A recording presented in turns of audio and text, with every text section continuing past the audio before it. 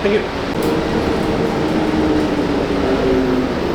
Now approaching Guadalupe at Joy. Thank you.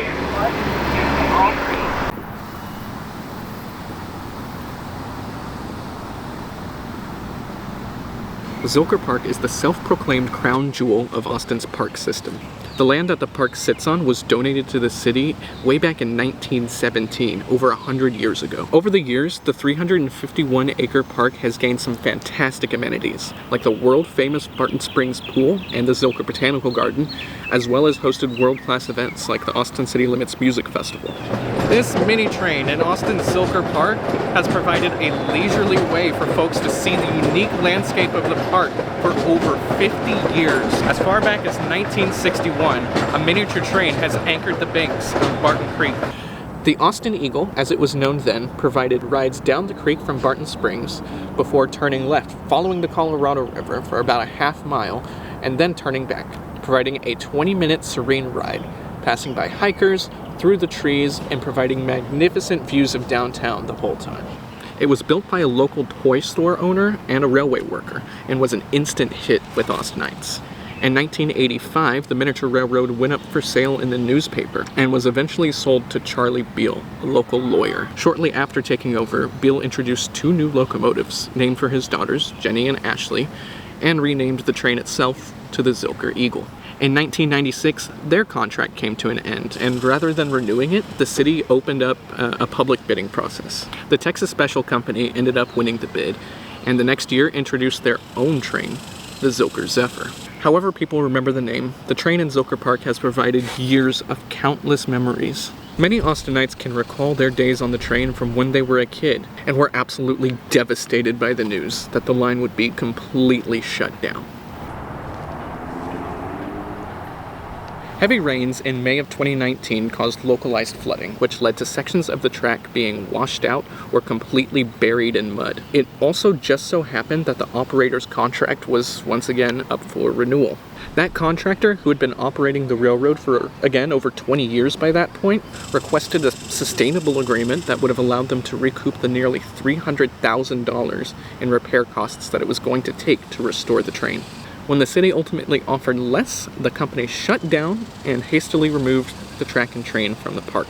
The city was hung out to dry, and without any strong leads from another public bidding process, they ended up awarding a contract to rebuild and run the railroad to the Austin Parks Foundation. Over the course of a couple of years, the foundation proceeded to order rolling stock and track that would eventually be installed by Herzog, who is much more familiar with the real thing, as well as renovate the station, add wheelchair-accessible boarding, and hire a couple local artists to paint a massive rainbow mural under the Barton Creek Bridge. Finally, a naming competition was held, and the name Zilker Eagle was selected, harkening back to the heyday of the railroad. Everything was on track to start running the railroad as a fundraiser for the Parks Foundation, but that's when more problems came up. The new electric locomotive and passenger cars were delivered to Austin by a railway factory out of Phoenix, Arizona in early 2022. During the installation of the train, the manufacturer instructed park staff to not operate the vehicle or allow anybody on board. In an alleged attempt to secure the vehicle out of public view during a busy weekend,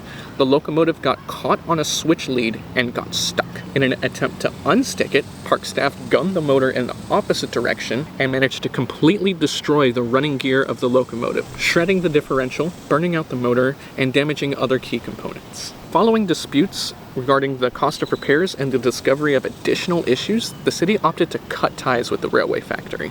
A local consulting firm was hired to inspect the stricken train and determine the best course of action. Among the issues found were a severely underpowered forklift motor that was intended to power the train, a missing door for the conductor, and a complete lack of air brakes. And that latter issue actually made it to where they couldn't even get a certificate to insure the railroad. But the team in charge of restoring the train persisted and hired a group of local engineers to rebuild the locomotive and modify the coaches. In the meantime, the route was shortened to avoid the area that had flooded in years prior, and the remainder of improvements went off without a hitch. In June of 2024, the Zilker Eagle reopened to parkgoers.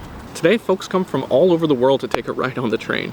The train is open most days of the week, just closed on Wednesdays and Thursdays throughout the year, with longer operating hours in the summer. Tickets are $6, making this a great low-cost option to fill your time in the park. There are even occasional days where you can catch the train for free.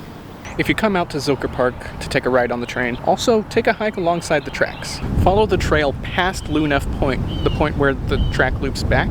Continue west along the Colorado River, following Lunef Road. You can see the remnants of the original track.